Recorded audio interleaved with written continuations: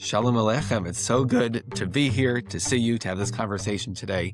I'm Ari Averbeck, the rabbi at Temple Etz Chaim. I'm here with Rabbi Barry Diamond of Adat Elohim, and we have a special guest with us today, Joshua Burt of the ADL.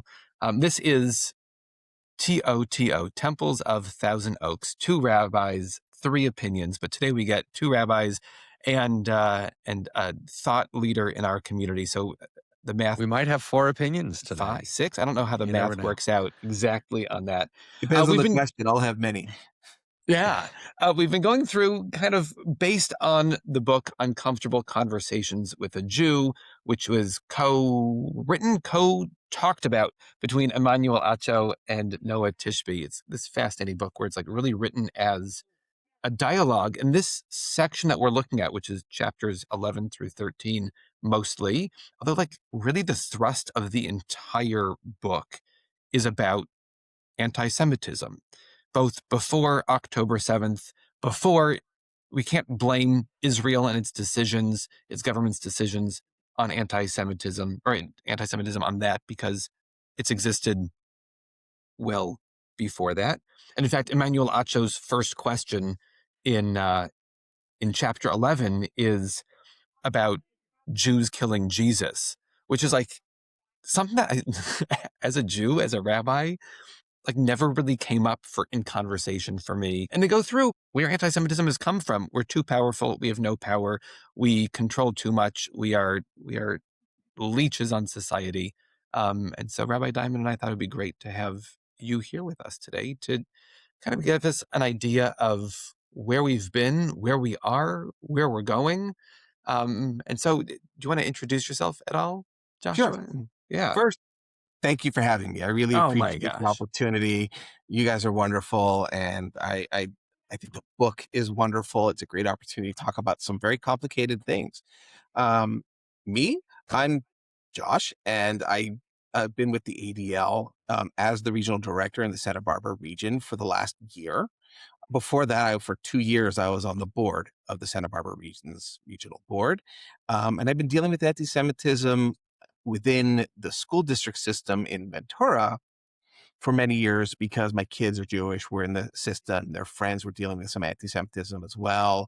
I was a litigator for 23 years, so I got involved with that background and that advocacy that I was capable to bring to bear and have some really great results with a very fantastic school system that really reacted well to really difficult situations. And I got this great opportunity to help lead the ADL on the Central Coast, and now I get to do it every day, all day, which is fantastic. It's amazing. What is the ADL doing most of the time? What are the trends that you're seeing that the ADL is fighting against, and how do they do that? It really depends. So I'll tell you, this last year has been very interesting in terms of trend lines. Disappointing, of course, as always, when you see hate. But it's been very interesting because when we first started, 2015 is what I'll start out as. We saw things happening in Ventura County. We saw lots of incidents of hate of various different kinds, and specifically anti-Semitism in school districts, on the streets. We saw this serial swastika artist in Ventura being arrested. We saw things like that. We saw some campus anti-Semitism, not to the extent we saw the year prior, post-October 7th. Then it got quiet a little bit.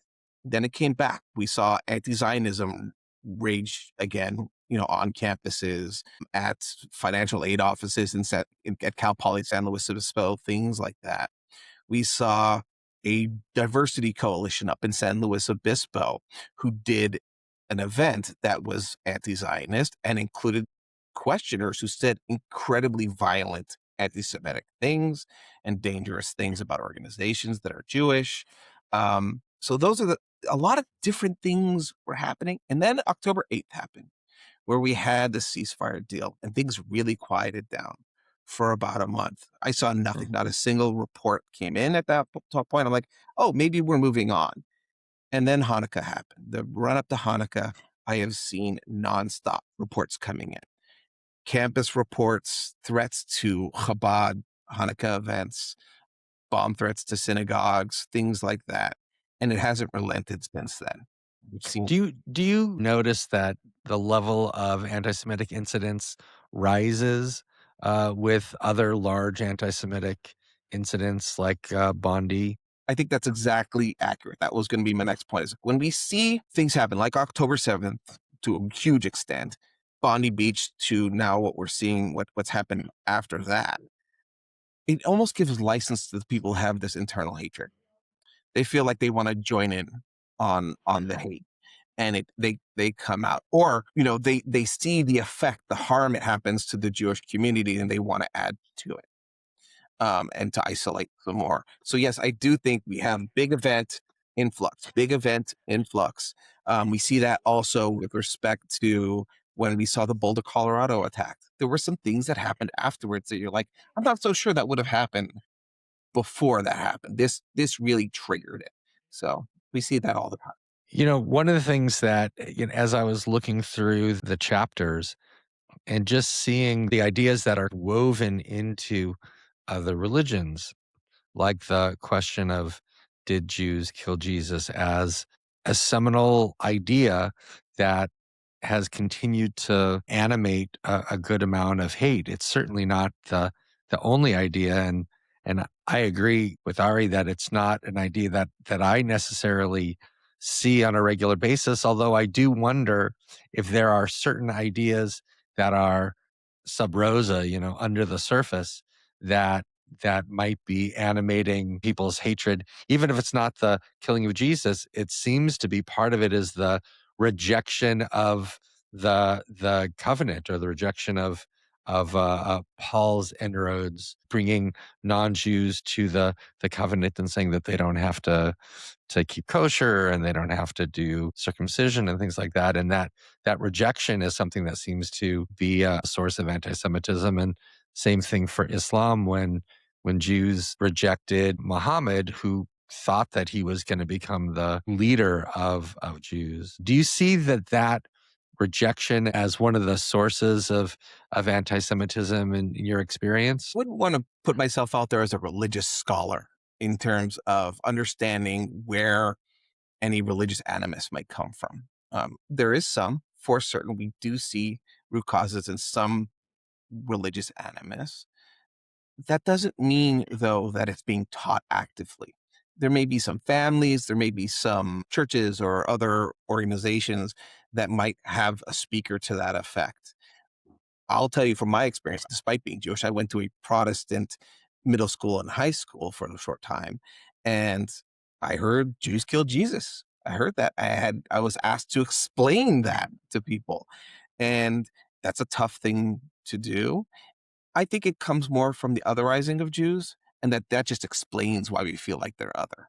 So it's Right. just we're looking for a scapegoat of some sort, and the Jews have kind of always been the go-to, more than the idea that I, now in the 21st century, am responsible for deicide 2,000 years ago. It's just that we're other. Exactly. We're other. We are different, and we're distinctly different, just like, but so many other groups are distinctly different, and hatred towards them manifests in different ways. But for us, anti-Semitism, so much of it is ingrained in hundreds, if not thousands of years of sometimes religious hatred, sometimes political, financial, so many different ways are so well spelled out by Noah Tishby in this book, that there's so many reasons they have used to hate us. I would just put Jesus Killer as one of many, and so often just manufactured. Maybe they don't even believe it when they're saying it. Right. I mean, even in this book, Emmanuel Acho starts chapter 11 by saying, you killed Jesus. And by the end of chapter 11, like this is 2 pages later, it's a very short chapter, says, who killed Jesus is a worthless argument to begin with. I was like, but you brought it up. And so I think it's just inherent. And maybe part of it is all the other peoples who came in between have disappeared. And we're still here. And so they used to blame whoever, the Akkadians, the Hittites, the Baldwins. There's like so many groups that came in trying to be part of Jerusalem, if that's where it came from, that they disappeared. And so we're still here. They can still blame us for sorts of things. Right. Yeah, You know, yeah. The only thing I would add is that part of it is if we rejected this new covenant, then we should not be thriving. So if we are continuing to thrive, then that creates a problem for some. And I mean, it's important to talk about how diverse Christianity is and the work that has been done in Christianity, Vatican II, and the like. We should never believe that any religion, Christianity, Islam, or Judaism, is stuck in their experience of 1,000 years ago, 500 years ago, 2,000 years ago. But sometimes these ideas do continue to fester. And I do think that there's a sense that Jews know the truth. And if we are not accepting it, it must be out of malice I'd or like to pick some, on that thread a little bit there, yeah. where you talk about how we as Jews realize what the truth is. And so much of what this talks about in the book and from our perspective is just like, we get this. We know this. This is what we're about. This is wrong about us. But so often people who aren't friendly with the Jewish community, don't really have Jews in their community. They don't know what we're about, and it comes from ignorance. And so they've been told this. They've been told by somebody that we killed Jesus, or that we're the reason behind the plague, or any number of these other things that are seemingly far-fetched and not based in reality. But because they don't have that experience with who we are, or haven't availed themselves of the opportunity to have a conversation with one of us, which is what this book is all about, conversations, they oftentimes run on these ignorances and these threads that people put in front of them that are harmful to the Jewish community. you brought up the title of the book, which is Uncomfortable Conversations, and how the book is laid out. I imagine that you spend a lot of your time or a lot of your energy trying to have productive conversations, sitting down at tables. Are you able to do that? Does that actually work out? What makes a conversation productive? I wouldn't choose to do this job if I couldn't have a constructive conversation with somebody. That's my job. That's what I do every single day. And it's not just having conversations within the Jewish community, it's having conversations outside the Jewish community. And they are productive. And I see people who've had virtually no understanding of anti-Semitism, or have maybe some bias that they're not quite aware of. And we have these conversations, and it moves the ball. And without this, without these conversations, comfortable or not, we're never going to get anywhere. And I wake up every morning excited for the work I'm going to do, because I know at the end of the day, I felt like I moved the ball. And that the only way you move the ball is if you have these conversations and you feel like they've been effective and you've had them in a constructive way. Like, uncomfortable conversation is really important, but it has to be constructive, uncomfortable conversation. There's a website that is based on some work of a sociologist called pointtaken.social, and it tries to help people to have constructive conversations by having them not be confrontational, but try to find out where they agree, where they don't agree, and why. And I would love for if any of our listeners go to pointtaken.social, it's free to do it. If you have that kind of conversation, please let us know. We would love to hear what your experience is of that, or of other methods that you used to have constructive conversations, because it's just an incredibly important thing to be able to do, and something that obviously Ari and I both embrace wholeheartedly. In our world, we call it civil discourse, right? It's it's and we just did a program on this just a couple of days ago with some leaders from Dartmouth University, WashU, and what they do on their campuses about civil discourse, and how it's something that they try to instill within their community every day, so that when these questions come up, these difficult conversations, people know how to have them and how to have them safely. Is there a way to set the tone of that successfully? Because especially on college campuses, at least from what I'm hearing about college campuses these days, it's really hard. I mean, there's chanting and there's signs and there's encampments and there's blocking students from going to class. How do you even sit down and say, we want to have a conversation, but you have to understand, we have to come in open-minded enough to not label all Jews as Zionists, all Zionists as Nazis, and therefore all Jews are out to murder babies, which is what is being chanted. How do you get them to come to the table? I'm happy to come in If calmly. if I had the answer and the cure all to this, I'd provide it to everybody. But what I believe, and it's what these leaders, thought leaders at different universities have taught me and taught us all, especially at the universities, is if you practice civil discourse at a small scale and constantly, you can get past this. Teaches people to be listeners, to be critical thinkers, to understand the impact on other people they're speaking to, and to be flexible. And that's what civil discourse is all about.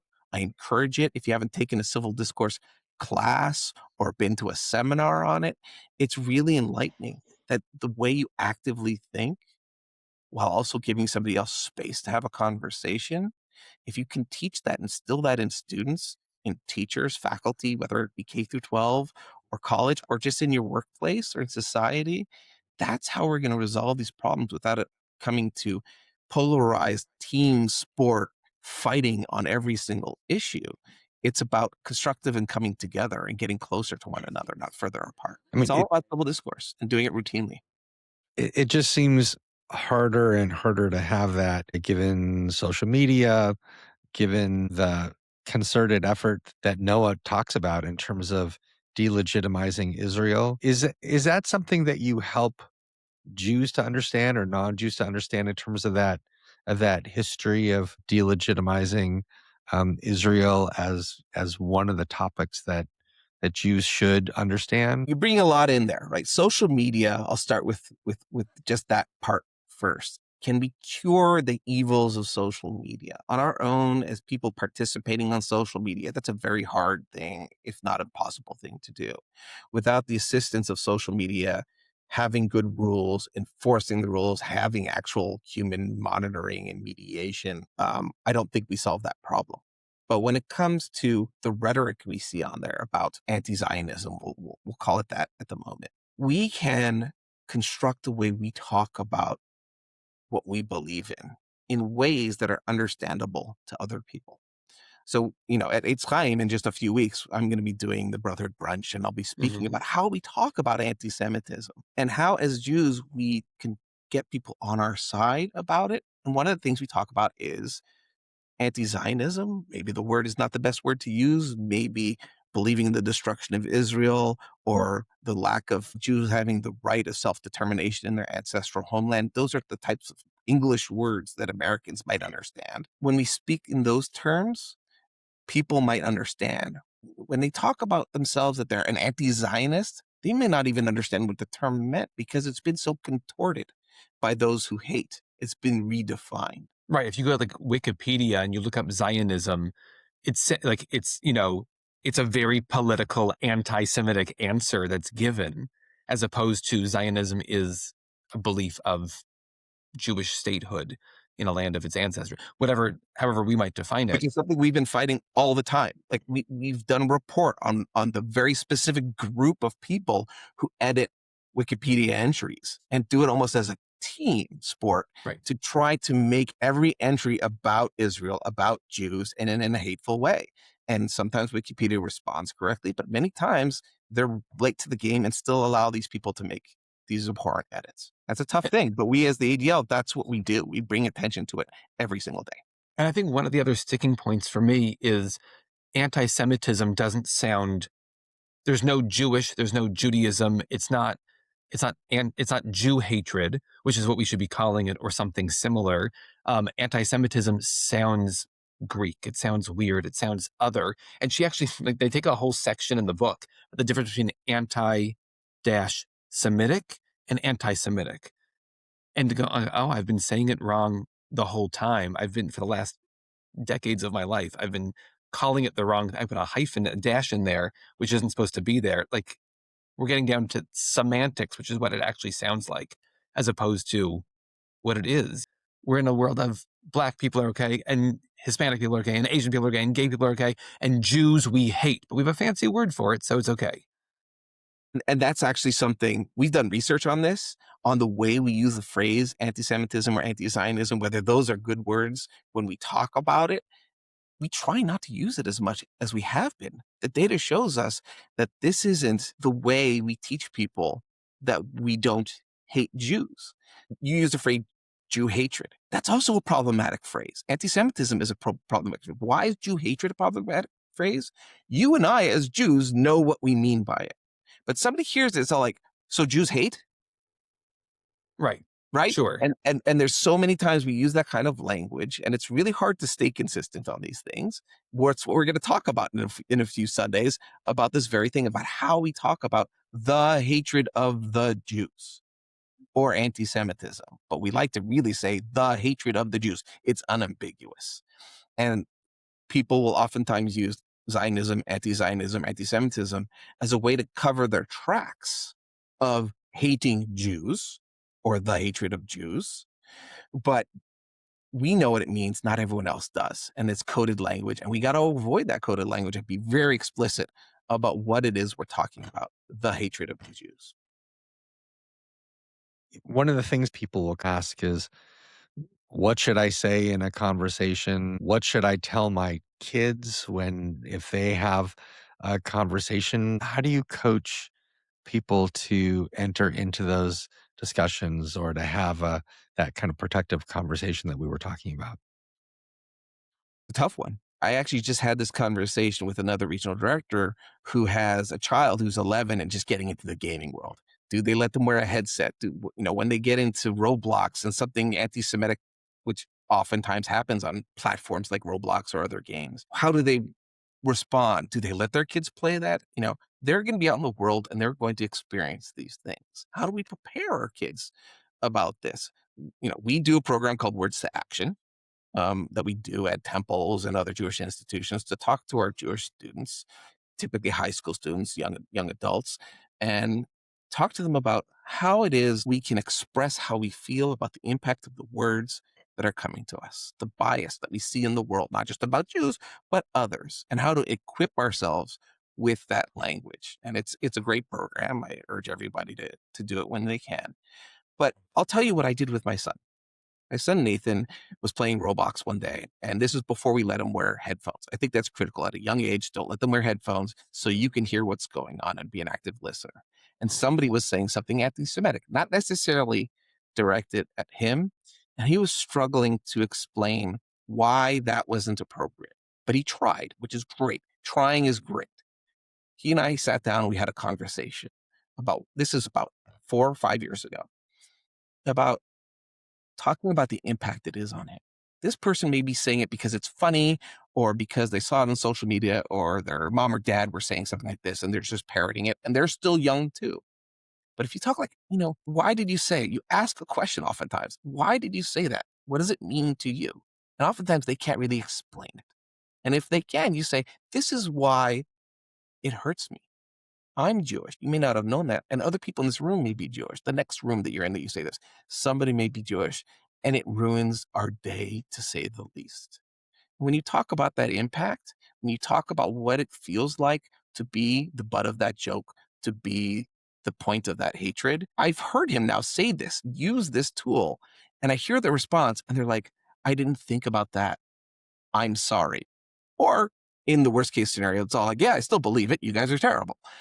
You can't do anything. You can't solve those people who have this deep-seated animosity. But there are so many who say these things that are accessible, and now it might be an ally because my, at that time, 13-year-old kid might have had that conversation with them, and they're 13. And 10 years from now, they'll be like talking to their kids, or 20 years from now saying, we don't talk about Jews like that. And this is why. You're talking about how you, both as a representative of the ADL, but the ADL in general, is helping to arm kids, perhaps, if that's not too strong a word, to deal with anti-Semitism. And I want to just push back a little bit and let you respond to it. I'm sure you've heard the comment by Brett Stevens of the New York Times and the editor of Sapir Journal, which I think is a fine journal and Jewish journal. It's free and it's worth looking at. And he said, I think the ADL, the anti-Semitic work, has been ineffective, and the thing that we should do is redirect. He was saying all the money, but I think he was being a little overdramatic, but a good deal of that money to helping build their knowledge and comfort about Judaism. So he says, let's give to day schools. let's give to Jewish camps and other Jewish organizations that kind of build Jewish life rather than just try and fight anti-Semitism. What's your thoughts about that? Are there things that you agree with, disagree with? I'm just curious as to what you think. It's, I listened to him. I've read some articles since then, and I agree strongly with some of what he says, and I disagree with some of it. It's hard. I work for the ADL every day. To have somebody say we're ineffectual, I feel like I'm actually moving the ball. I've seen the work done every day, not just by me, but so many of my colleagues that have actually effectuated change. So I disagree that what we're doing when we combat anti-Semitism won't work or hasn't worked. But I also will say we're getting better at it. We do research. We have the Center on Anti-Semitism Research, which is part of the presentation that I'll talk about it again in a couple of weeks. We can do better at talking about anti-Semitism. We can do better about tackling anti-Semitism. In the Western region, we've changed or had adopted 25 laws by various states and localities that combat anti-Semitism. Here in California, you probably have heard AB 715, a just groundbreaking piece of legislation. These are the types of things that ADL does on the ground, not just ADL, JPAC, other organizations, to combat anti-Semitism and really effectuate change. There is money to go around. We need to better finance our camps, make them cheaper for people to go to, if not free. Temples, all of these things, Torah school, all of these Jewish communal organizations need our support. I totally agree. But so does ADL, because we do good work. We've seen the data. We've seen the work. It does effectuate change. Ultimately, at the end, if somebody does something hateful and causes harm, shouldn't they be, shouldn't they be held accountable? And that's really important. We can't miss that part of it. I mean, obviously, ADL does incredible work. I got a call last week from a congregant who had experienced some anti-Semitism, and I said, the first call you make now is ADL. You need to report this. You need to let people know that this is happening. But I also Thank you. think with all the other hate out in the world, part of what's going against it is those people's love for their own people, right? I don't know any people who are Black who hate being Black, and I don't know any people who are Asian who hate being, I don't know any trans people who hate being trans. They're proud and they embrace. I find so many Jews I know don't know their Judaism, are embarrassed by their Judaism, are embarrassed by how they don't know enough Judaism. They hide their Judaism. They couch it in I'm Jewish. I mean, not that Jewish. I mean, and they're not proud of Judaism. And I wonder if that's a way that we can also work, that as ADL is doing its important work, we can also strengthen our own Judaism, because we want to be able to defend ourselves, not just after it's too late. I think that that's what Brett Stevens was getting at, that there's a lot of the strengthening of our own identity because and it's the question of assimilation versus not assimilation. Is there a point at which we abandon our own identities in favor of another one? And these are all concerning points. But what ADL can do, what your temples do, is we talk to ourselves about our identity. And I think this is a chapter of book where the terminology I disagree with is. There's very little I disagree with, but this is the one where we talk about internalized anti-Semitism. I don't think that's internalized anti-Semitism. I think it's holding ourselves to a higher standard often because we expect a lot of ourselves. And sometimes that comes back to troubling things where we reinforce anti-Semitic ideas about Jews, either a sense of superiority or a sense of, look, they even agree they're doing something wrong, because we hold ourselves to an uneven standard. We should hold ourselves to the same standard we hold everybody else, a very high one, but for everyone, right? And so while there are Jews who may identify less as Jewish, I'll tell you, the anti-Semites don't identify them less as Jewish, and they may very well find that they're going to be in a box of anti-Semitism that they can't avoid. And so maybe they need to realize, a lot like what Brett Stevens was asking for, is they're part of this wider community. They should actually have a better awareness of that.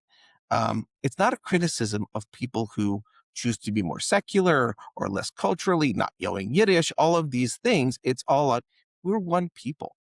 And we need to support one another, but also support the wider community outside of the Jewish community to be a part of it all.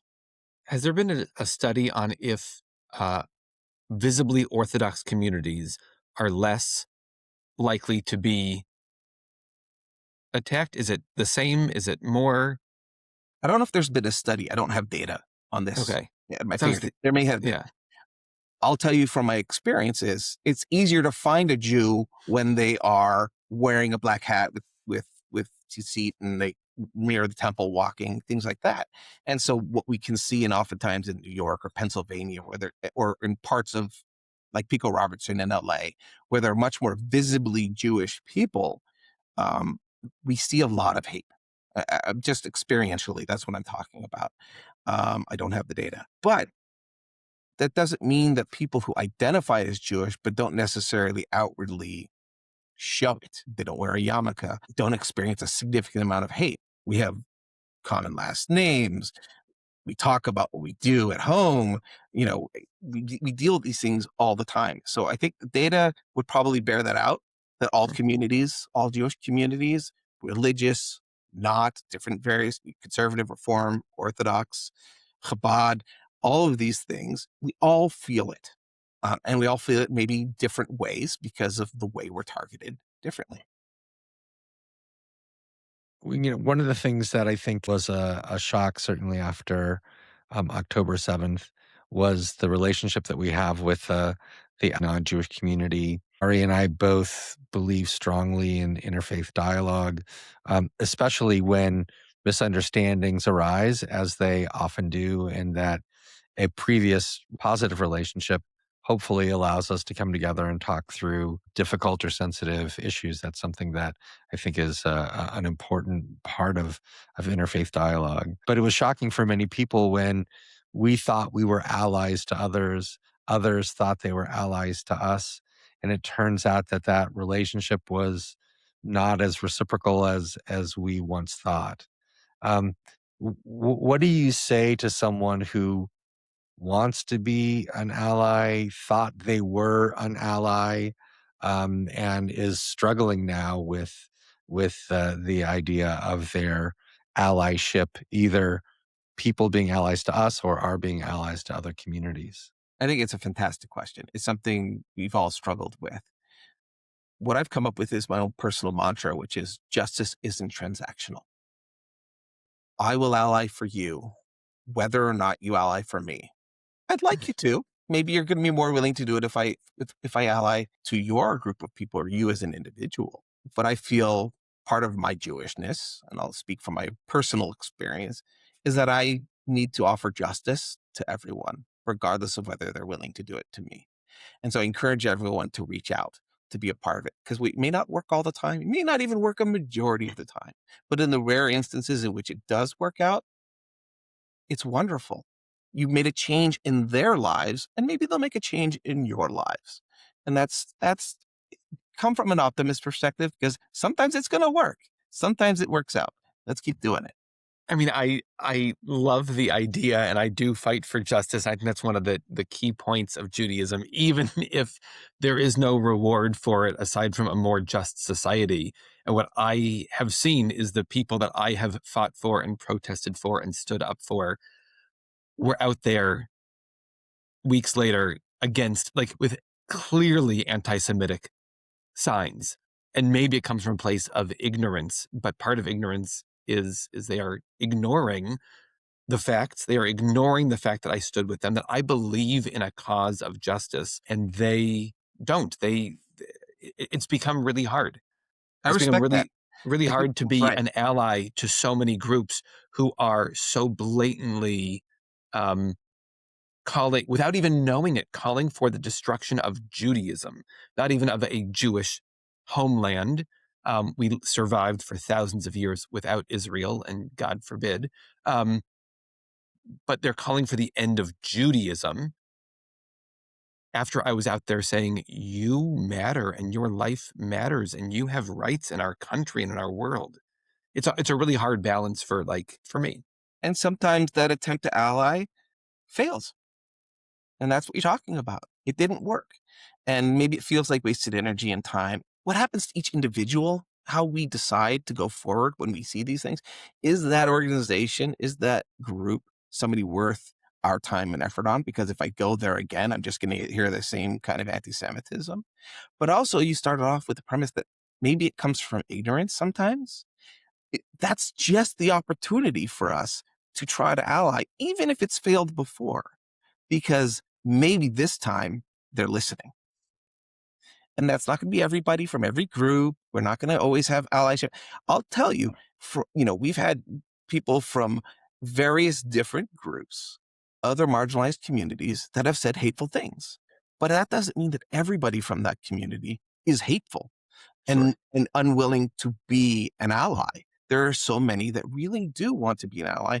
And when we listen, when we talk, when we ally, we afford them the opportunity to do it again. They may fail again, but we afford them the opportunity, as I hope they would afford me the opportunity where I make mistakes. I hope not that I'm not a hateful person, that if I do make a mistake, it comes from ignorance and I have an opportunity to learn. And I hope the same for them. Were there any moments in your work when you realized, oh, people really don't understand what anti-Semitism is? Like when you were kind of taken aback by the level of ignorance, perhaps? All the time. All the time. I mean, it's not a majority of the time, but it happens enough that I am surprised. Like, why don't you get it? Right. Um, there have been instances in my own family's life in schools where the administrator just didn't get it. Principal, my son was verbally attacked over his Jewishness. And when we brought it to the principal's table, the principal's response, well, wouldn't it be less of a problem if you didn't complain about it so much? Shocking, shocking, right? Um, they didn't get it. They didn't understand that the impact it's not just our complaint that's the problem, it's the impact on us that's the problem. And so they don't see the anti-Semitism as the problem. They see that as just a schoolyard miscommunication or disagreement that needs to be swept under the rug. Right. That's like one of the more glaring things that's happened to my family personally. But I've had conversations with university administrators where, like, yeah, I see that this is technically anti-Semitism, but it wouldn't benefit us if we said it out loud. Right. Well, you're missing the point. You really aren't seeing the value of the impact from anti-Semitism, like how important this is that you say or do something. And so either it comes from ignorance or a hope to ignore what's going on and what might happen to that institution or that individual when they do respond to it. So it is complicated. It happens all the time. It's incredibly frustrating. But my job is to talk about it, get them to understand. Sometimes it works, sometimes it doesn't, and we just keep trying. Could I ask if you would address anti-Semitism that might be from the progressive left side versus anti-Semitism on the conservative right side differently? You have to the extent that they come from a different perspective. You have to understand where they're coming from. So progressive anti-Semitism, while not new, has been modified over time and has, in the last 30 years, been fanned on college campuses by faculty or others, but also activists outside the campus world. Sometimes it comes out of base anti-Semitism, the oldest anti-Semitism, but sometimes it comes from this idea that by fighting for another people and ostracizing the Jews, they're doing some sort of good. They don't see it as that way, but that's what we feel like. And that oftentimes is the progressive anti-Semitism we see, especially when you talk about the Gaza-Israel situation, Palestine, and the like. But then when you talk about right wing, we have GDL. I don't know if you know what the acronym is, but the Goyim Defense League. They're right wing extremists who flyer people's homes. They put plastic bags with really horrific imagery about Jews, and they toss it on people's doorsteps near temples or elsewhere to get attention. And that comes from the base, hatred of Jews, thinking we're devil worshippers or pedophiles or things like that. So it comes from something different. Some of them on the left you can approach and try to convince them. Maybe it comes from ignorance, and some on the right, maybe ignorance too. But oftentimes it's people that are intractable, and it's hard to get them to change their minds, but doesn't mean we shouldn't try. But more importantly, I don't want to be like a team sport on this.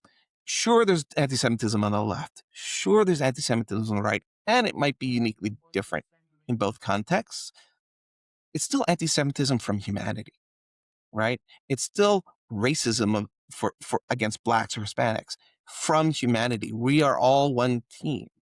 And if we take the approach that we shouldn't hate anybody within the group of humanity, it doesn't matter whether you're progressive or right wing or anything, any other denomination of the political spectrum. We can talk about it as simply, it's bad to hate. It doesn't work.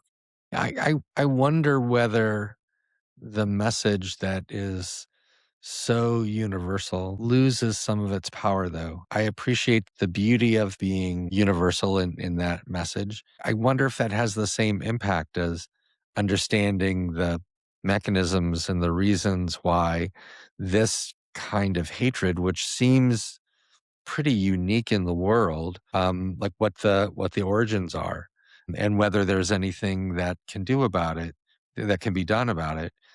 I also wonder whether it's helpful for us to understand kind of the etiology of these ideas, because then we may be in a better position to try and address it, or to realize that it can't be addressed and that we just have to be strong and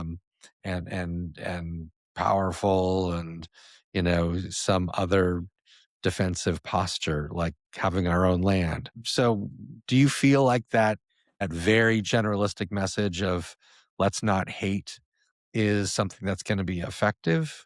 Not on its own, for exactly the reasons you spell out. We have to know the different kinds of hate. We have to know how they manifest so we can talk about them, right? But the generalized message that I'm talking about is why we do what we do. And if we settle on that, if everyone can settle on this why, that is bad to hate, and then we know how each kind of hate manifests itself, we can tackle them one by one, tackle them together. And so, yeah, I know it sounds, all tied up in a nice bow when you say something the way I was saying it, and that's not what I'm trying to do. I'm trying to put it all together, because I don't like the idea of we're against this kind of hate. We're against this kind of hate, and to separate it out, because what it does is it reinforces the idea that Republican Jews should hate progressive Jews, or left-leaning Jews should hate the Republican ones, because it's not cookie cutter, right? It's just the kind of tribalism in the political and social discourse that causes problems. And so I try to avoid that, because I don't think it's constructive. I think it can just fan the flames of that tribalism that has been so destructive for decades now. At some point, we want to go to rapid fire questions. Sure. All right, do you have anything you want to ask before we get to there? Well, something's been coming up at our temple. Then there was a question of, is this anti-Semitism? Do you get calls, complaints from people saying this anti-Semitic thing happened, and you go, that's not anti-Semitism. It's just life. I mean, and it's so hard to tell sometimes, because it's life, and who knows where people's decisions come from. I remember going, tiny example is I went to go get my car fixed. I was wearing a baseball cap to get my car fixed. I go, oh yeah, it's going to be like $50. I go, all right, not a problem. Come back in an hour. I come back in an hour. Now I'm wearing a yarmulke just because it's how the day went. They come back and go, yeah, it turned out to be $300. I was like, is it because of my hat? Like, I didn't know. And I was like, of course, whatever it is. And you go like, it's probably not the hat. It's probably like there was a problem with the car, and they could name a gasket or a suspension. I'd be like, oh, okay. Do people ever Gut is call? very important on this. Sure. And we're having, as a synagogue, we're having like this issue where I don't want to get too into it, but like there's a question on, are we getting this feedback because of anti-Semitism, because we're a synagogue, or are we getting this because that's the way the world's unfolding in the current climate, and it just is. So do you ever get calls and you go, All right. So this sounds serious. I want to take you seriously, but this isn't anti-Semitism. all the time. Okay. Yeah. Okay. And that's okay. People should call me and test it. I kind of feel this is anti-Semitism. Like, well, let's go over this. Let's go piece by piece where it is. And is there an alternative explanation? Just like you were saying, maybe there's something that's broken on the car that they just discovered. Well, that's something you can investigate too. You say, well, what is it that's different than now from before? You can ask the question. That's not always easy to do, right? Joshua, I also want you to address, like, is it important to label certain things, arguments, terms, positions as anti-Semitic, or is it just a club that we use to silence people with whom we disagree? Sometimes I use anti-Semitism because it clearly is, but sometimes I say it's problematic. Sometimes it's sufficient to say that because we're not exactly sure if it's anti-Semitic in nature, what the motivation is, whether it's from ignorance, whether it's somebody who's accessible. So yeah, we could use the anti-Semitism label too much. And that's why we at the ADL really are very cautious about this. Every year we do the audit on anti-Semitism. We take all the reports we receive from our partners that we receive from individuals, and we're in the middle of doing it right now. And I'm getting questions from our audit team like, really, is this what it is? And this is how we define anti-Semitism. And can we really count this? And more often, I'm getting questions, not how can we can't count this as anti-Semitism, is like, I'm challenging our view that this is anti-Semitism, that it might be something else. Maybe that's why we undercount anti-Semitism. We feel like we might, but we have to be very cautious because we have to know it is hate for us to call it hate, not just suspect it. And I think that everyone should, in the Jewish community, should understand that we are very sensitive to things that appear to be hate. Trust your gut. If you feel like it probably is. Bounce it off somebody. Talk to your rabbi. Yeah. Talk to Josh. These are the types of things we as a community can have these conversations about, uncomfortable conversations, going back to that phrase, even within our community, about what Why it is is. that important, though? Why is it important for a congregant of mine or you or me or anyone to say that is actually anti-Semitism, that is beyond the pale? Sometimes it's not worthwhile. I'll agree. Sometimes, what are you going to do when you call it out? Like, are you going to call out every individual and post their face on the internet and say they said something anti-Semitic and we're going to go after their jobs and things like that? Sometimes that's not necessary, but we can and have to do it when we can make meaningful change in the world. So if it happens widely on a campus, if it's happening by a politician, if it's something from a podcaster, which we know there are many who say very hateful things, we have to label it, because when we do, we show the rest of the world that it's wrong. And that's why we call on schools, university presidents to call out anti-Semitism when they do see it, when it's clearly anti-Semitism, so that everyone knows around them this isn't the right thing to do. And there might be consequences. I noticed that my kids, people in their 30s, 20s, and 30s, um, sometimes feel great shame in the fact that there are people who are being made to suffer, Palestinians, Gazans, whomever, um, in their name, right? However they view as being in their name because of Israel, because of Jews, and that shame is something that weighs on them, and I think it's part of what pushes them away from Zionism to a certain extent. Um, I wonder if calling something anti-Semitic is saying that critique is either legitimate or illegitimate. Like there are lots of legitimate critiques. You can be critical of Israel, you can be critical of the Jewish community, but Absolutely. some things are just crazy, right? Jewish space lasers and drinking blood of, Christian children, things that are a little unhinged. Um, and I can see trying to be able to to distinguish between legitimate and valuable criticisms that we should be reflecting on, and some things that you just have to think, that guy's paranoid. Sometimes it's easy. It's low hanging fruit. It's like, oh, that's anti-Semitism. You know it when you see it. It's really simple. There are sometimes like the one that Rabbi Ari was talking about, like, I feel like it is. You really have to be cautious in those situations about labeling it anti-Semitism. And there's so much in between. It gets even grayer, even grayer. And so that's why we have those conversations. That's why we try to define anti-Semitism. We have got the IRA definition, which I'm a big, big fan of. It's not perfect. It's a working definition for a reason, right? So also each instance of anti-Semitism or borderline anti-Semitism or where we're questioning has its own nuance, has the different person doing it. And so we need to know that background. And sometimes that's just really hard. And we can't be right all the time. We also have to have a very narrow perspective so that we make sure when we call it out, we're right. We better be right.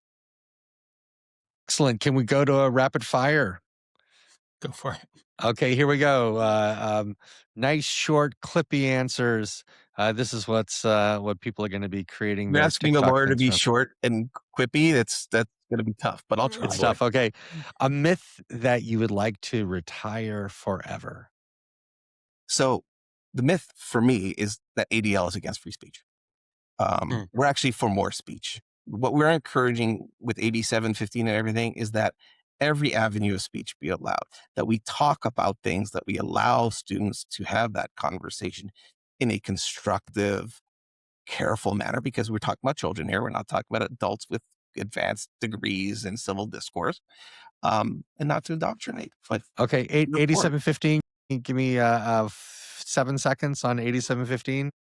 AB 715 is a new structure where there will be an anti-Semitism coordinator within a new Office of Civil Rights within the California government structure that will help schools navigate how to navigate anti-Semitism, what policies need to be picked, what policies are appropriate, ensuring that different forms of instruction aren't intentionally anti-Semitic.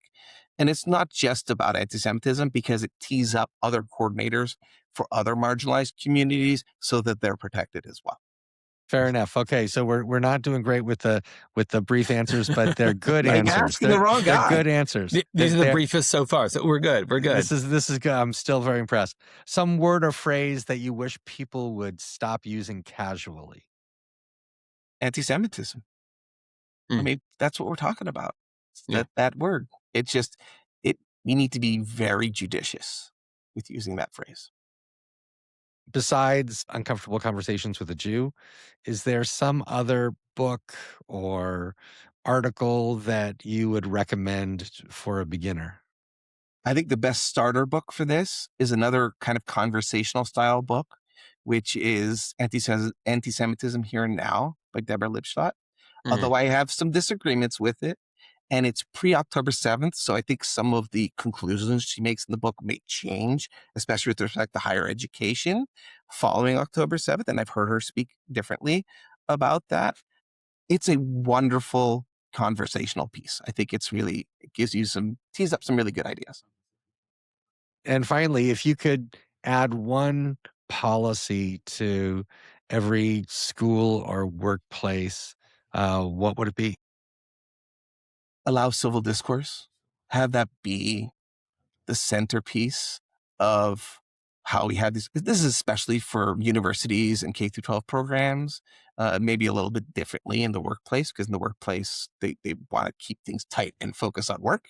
But in school systems and universities, having a neutrality policy in which the university administration doesn't take a position on things, so that the faculty doesn't take positions on things and indoctrinate their students, along with civil discourse, really having that as a routine will really help in so many different ways. Great answer. Excellent.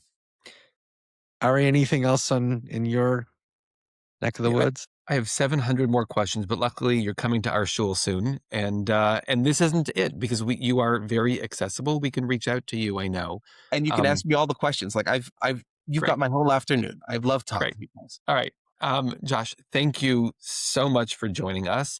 It's always fun talking to you and getting to hear about the important work that the ADL is doing, the unfortunate important work that the ADL is doing.